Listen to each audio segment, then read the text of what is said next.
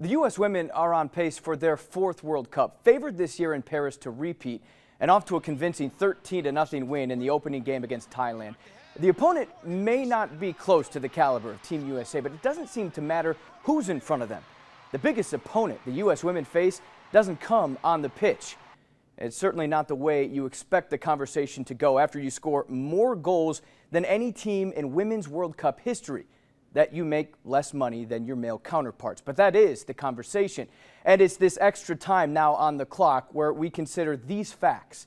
On Tuesday, the U.S. women scored more goals than the U.S. men team has scored in the last 4 World Cups combined.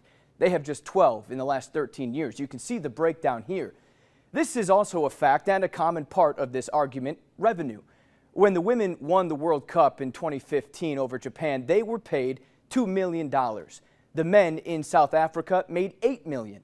They lost in the round of 16. But the women were actually paid a higher percentage, according to NBC Sports, 13% of total revenue, compared to the men, who made just 9% of total revenue. The men's game draws more money globally. That's also a fact. But here in the United States, these are the numbers. U.S. women's soccer has won 3 World Cups. They're favored to win their 4th. They've won 4 gold medals. The men's best outcome in the World Cup was 3rd place in 1930.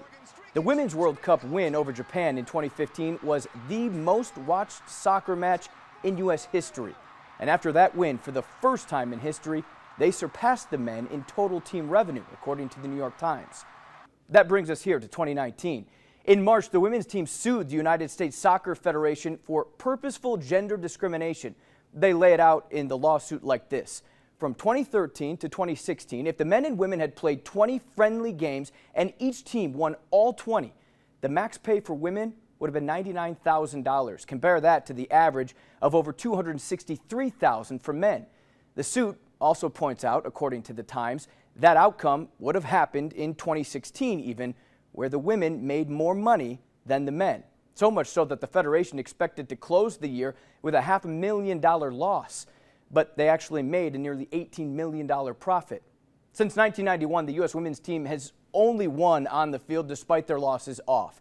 And yet, with every goal they score, whether it's 13 or 1, they gain teammates, support to be fairly compensated for a sport they play at a level higher than anyone they'll face.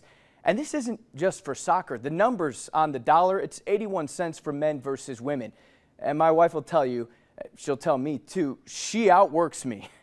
But keep playing, because with every goal they score, another red, white, and blue-eyed little girl is created, dead set on making history, and eventually one of them will, though it probably won't come soon enough. And hey, keep on performing like they are. If they do, the U.S. women's team won't be making a case for equal pay anymore. They'll have an argument for higher pay. And that's my cut.